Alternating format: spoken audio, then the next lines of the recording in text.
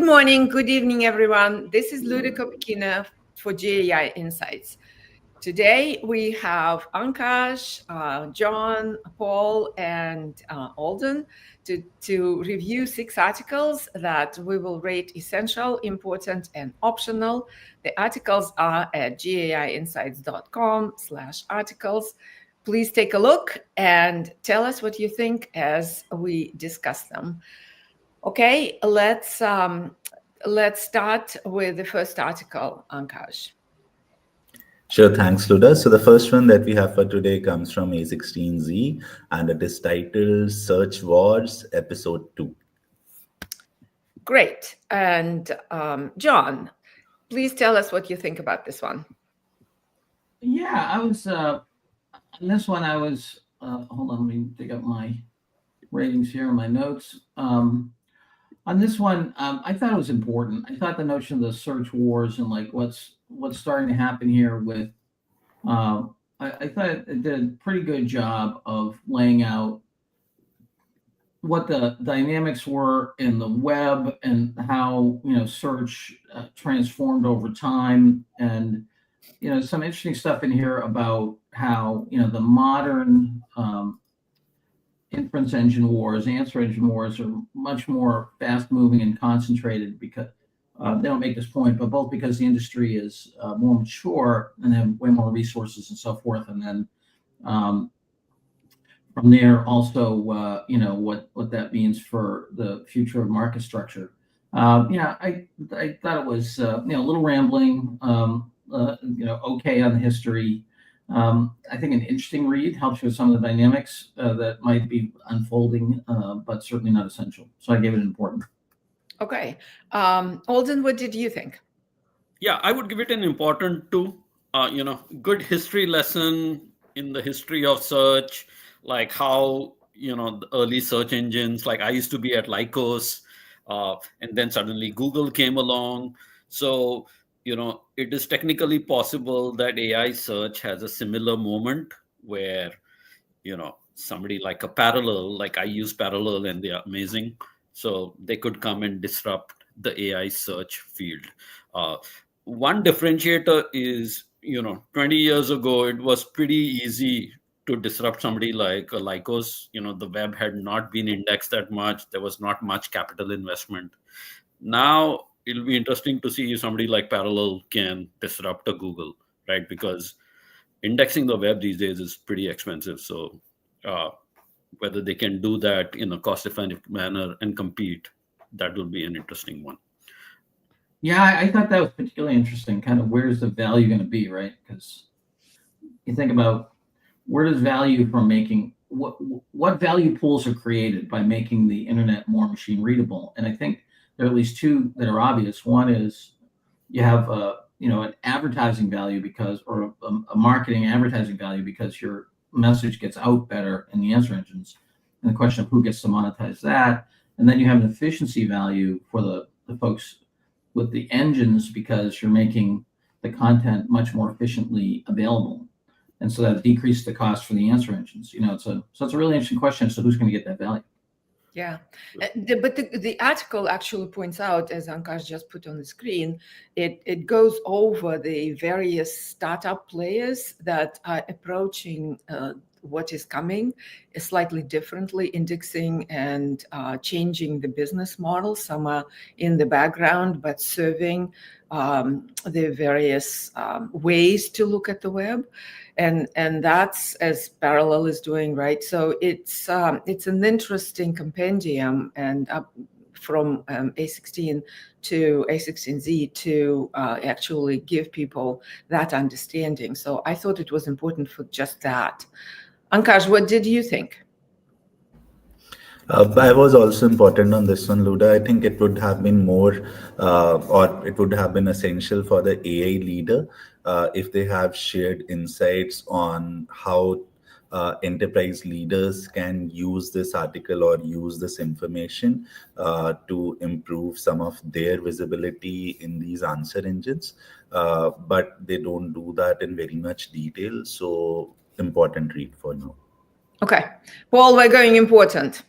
Yeah, I agree with Portland. It's obviously an important area here. I mean, one thing I'm back in my mind is I'm really becoming a lot more interested in this area, and one of the things that I'm seeing out there is that in enterprises, you have your traditional systems are being pushed more towards a source of truth with an agentic intelligence layer on front of it, and I'm wondering if we're going to see the same thing here in the internet, where the nexus is not so much indexing, but it's the AI agents on top of that coming from browsers or whatnot. Because if we're moving towards deep research and shopping done by agents that can get to multiple ones, that may be the layer that really drives more of the. Totally. And the person to keep an eye on this one is Parallel.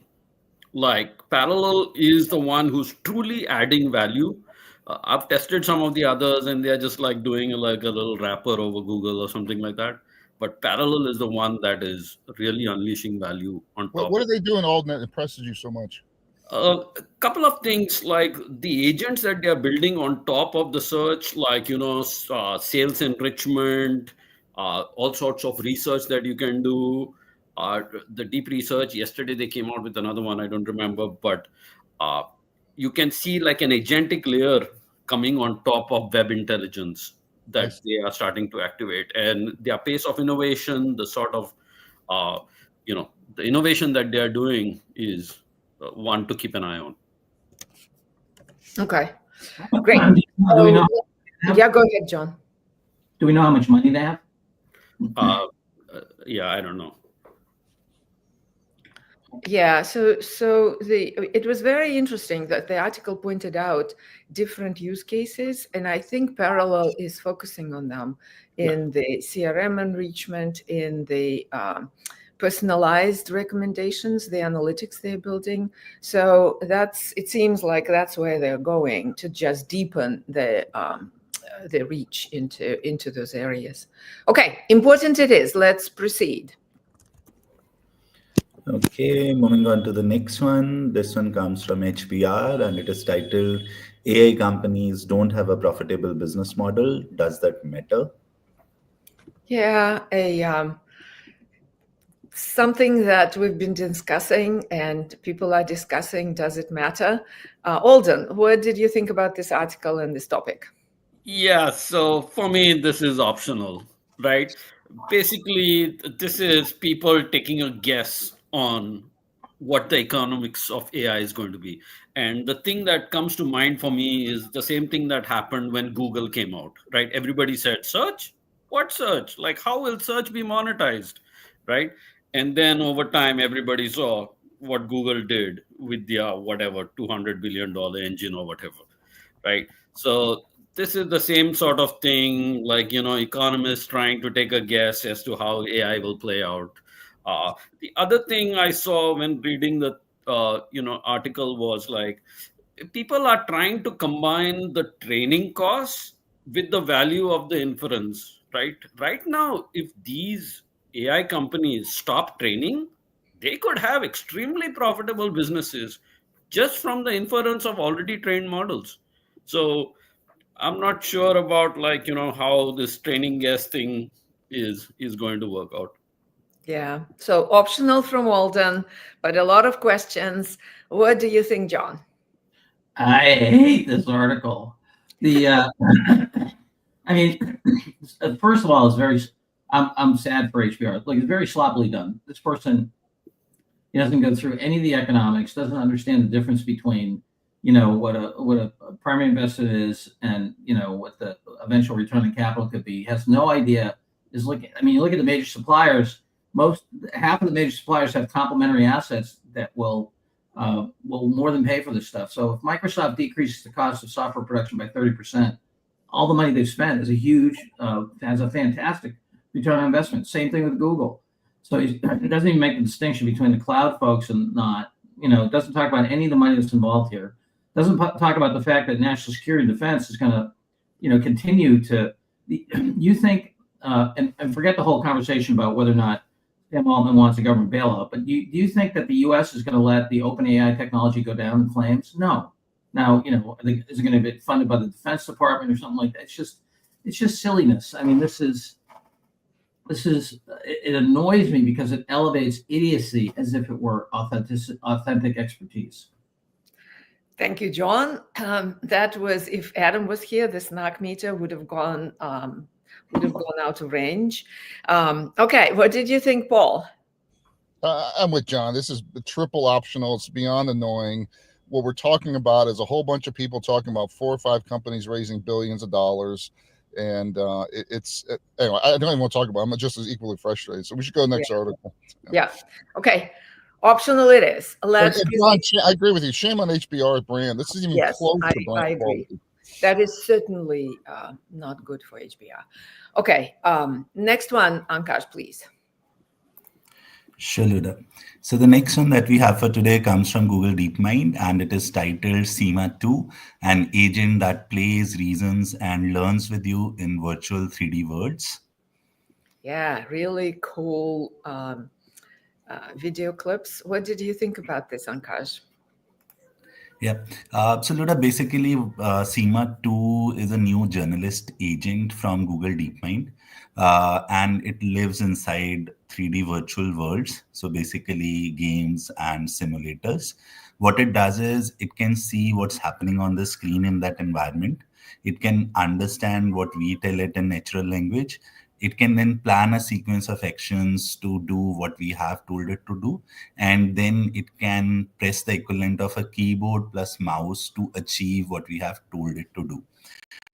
It's a successor to original SEMA model from Google, but now its brain is Google Gemini model. Earlier, it just had 600 instructions or so, and it was working on that. But now it can interpret high-level goals and then work on them. I was essential on this one, Luda, because of 2 reasons. One is it sort of gives us a glimpse of what is possible once we move beyond the chatbot AI. So we can give it goals and it can perform actions and give us outcomes. And then I think it sort of acts as a playbook for agent architecture.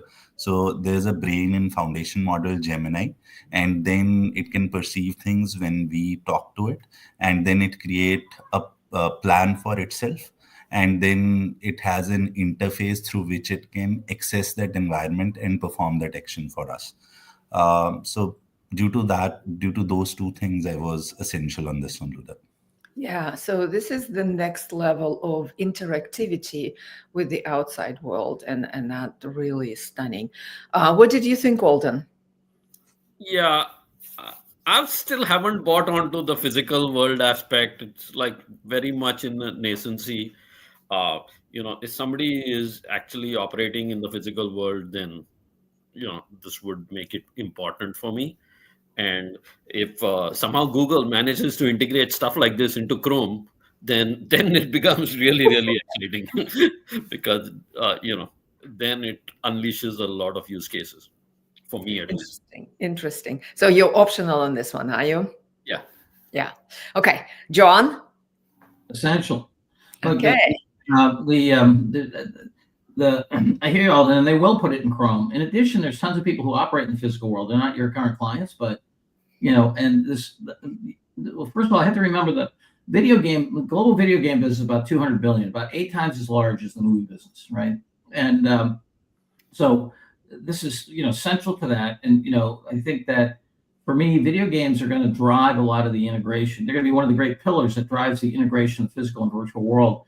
And this is, once again, Google's just like delivering unbelievable engineering and performance, and their ability to map across, to hook up intent, the virtual world, the physical world is going to be massive. It's going to be massive for storytelling. It's going to be massive for robot control. I think our AI leader needs to understand, understanding the video game business is going to be part of, their, certainly service and product roadmap.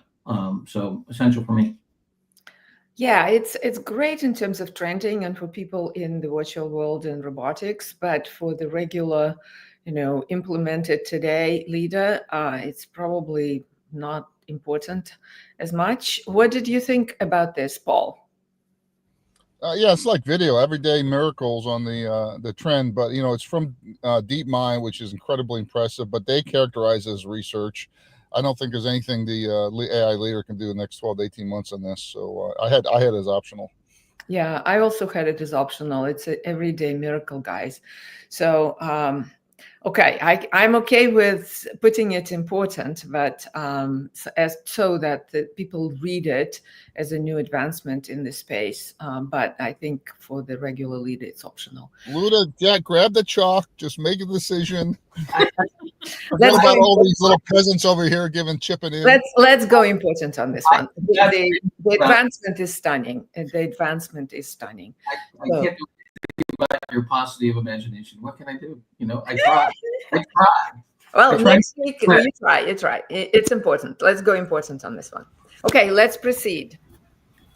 Okay, this one comes from Anthropic and it is titled Project Fetch. Can Claude train a robot dog?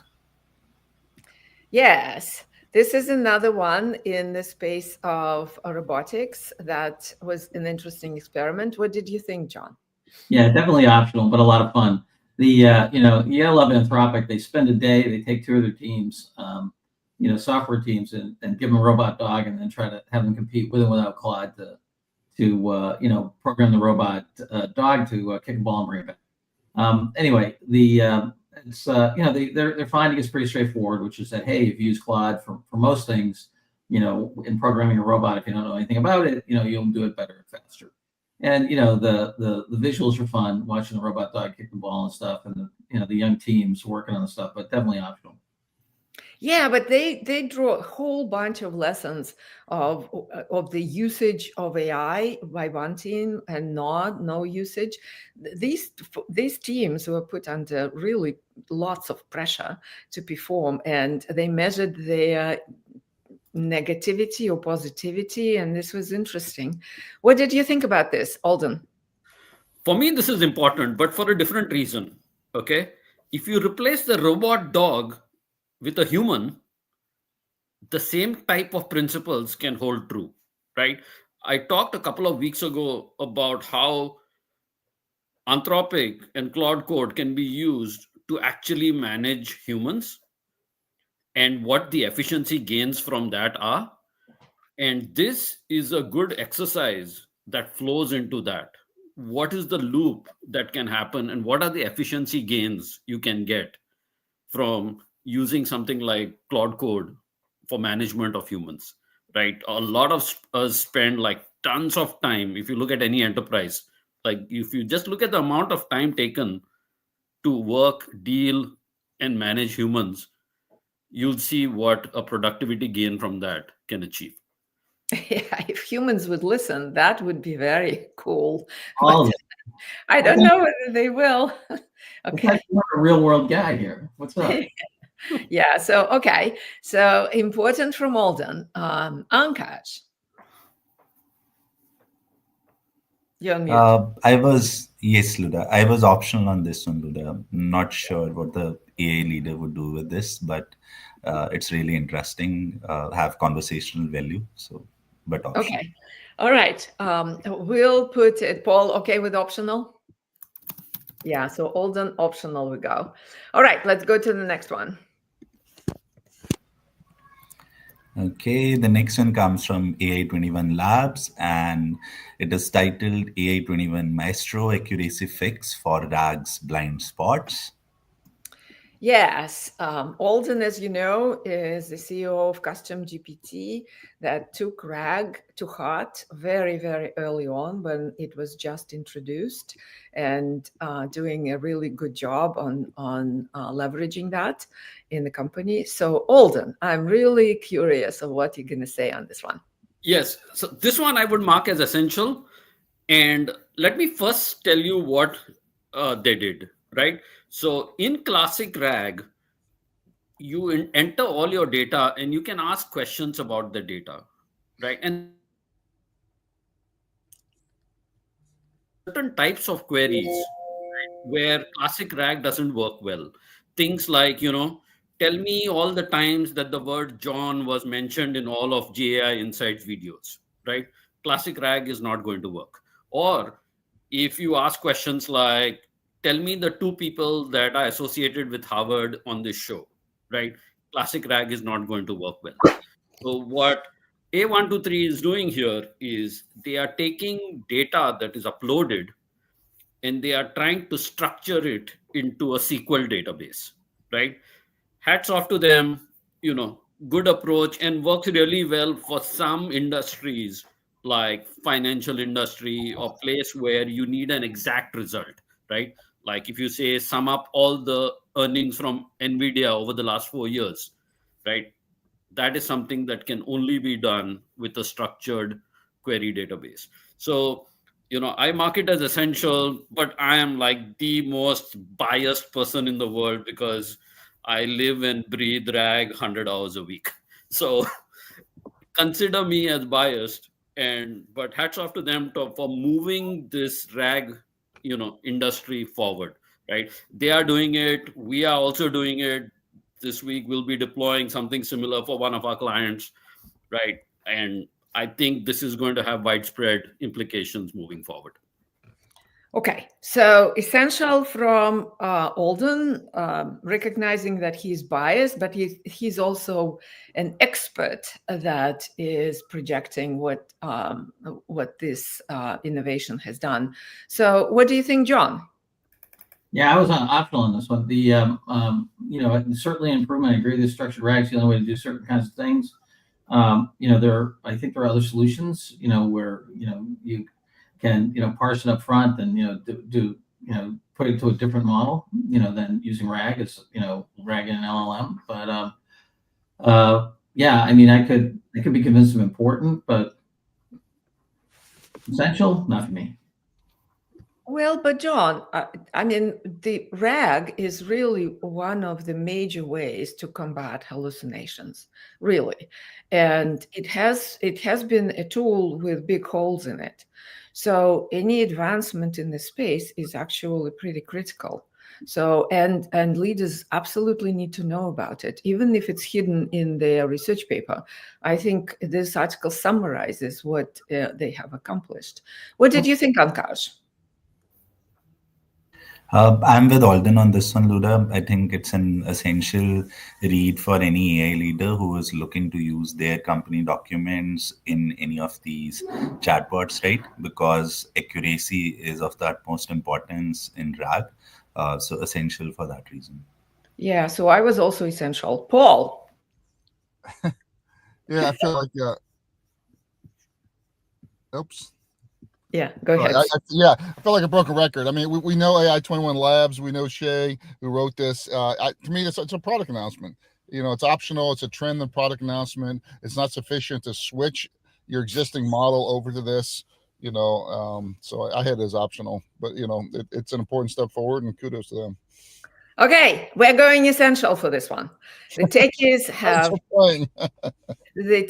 have camped against the rest. So okay, essential it is. Let's proceed to the last one, Ankash. Okay, the last one comes from the Wall Street Journal, and it is titled "Companies Begin to See a Return on AI Agents." Yeah, so this is a brief article summarized, asking the question, is agentic AI real?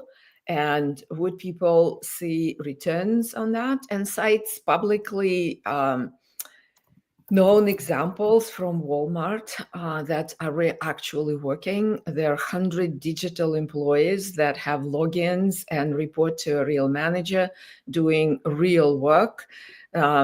Doing the fashion design from 6 months, reducing the cycle time from 6 months by 18 weeks, so essentially halving it almost, right? So, and producing a fashion that is selling, so to market needs. So it's a number of really good examples, but I think the article is probably optional. What did you think about this, Ankash? Ankash, I think you're on mute. Yes, Luda. So, Luda, this was an interesting read. There's not a lot of information on how they did these things, but everybody who is saying that AI agents don't work, they need to read this to see that AI agents are in production. They are acting as digital workers. So, important read from that perspective, Luda. Yeah, that's true, and it's a brief read. John, what did you think? Optional, good examples, but very thin article. Okay, Alden. Yeah, it's optional to me, and I couldn't see it because there's a paywall. But I don't know where people are coming from if they say there's no ROI in agents. Like ROI is flowing like crazy. Uh, so I don't know. You're completely on the other side. You don't need a sample, examples. You already know that it's happening. Okay, and Paul. I was actually on the other side. I mean, I think forwardability is an important thing here. One thing I really, really, really, I used 3 of them, liked about this article has Bank of New York, BNU, in the Wall Street Journal is talking about how they have 117 digital employees. I mean, that's a major statement on how a major bank is thinking about it in a major paper here. And I would want AI leaders to forward that, maybe even just cut and paste that to their CFO and their whole management team here, because we've been talking repeatedly about thinking about agents as digital employees and getting away from these 5,000 different definitions of it. And it's a short read, and it's also highlights how Walmart's doing it. So I had it as essential. Paul, you convinced me for sure, because you're right. Forwardability, I already forwarded it to 3 people. So you're absolutely right. Okay, essential it is. Let's, so as Ankash prepares the scorecard, let's do announcements. Paul, please. To paraphrase Hemingway, does democracy die?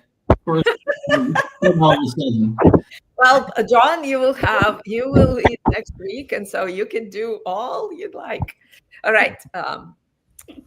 Paul, announcements, please. Yeah, announcement. We had our weekly ChatGPT training yesterday, and that went well. We continue to really get good feedback on it. We have it again next week, Tuesday for Copilot and Thursday for ChatGPT. We continue to find very few people who've actually built GPTs. And on Monday's Learning Lab at 7 Eastern, 4 Pacific, Jenny on our training team is going to be walking through some of the more advanced features in custom GPT, including building GPTs. So join us for that. Great. So for today, we have 2 essentials, 2 importance, and the other 2 are optional. So very even Friday. But we got Valda was talking about us really enjoying the debate. So that's very important. So thank you for doing it very well today. Really appreciate Alden for joining and everyone pitching in online. Thank you very much. And we'll see you on Monday. Happy Friday, everybody.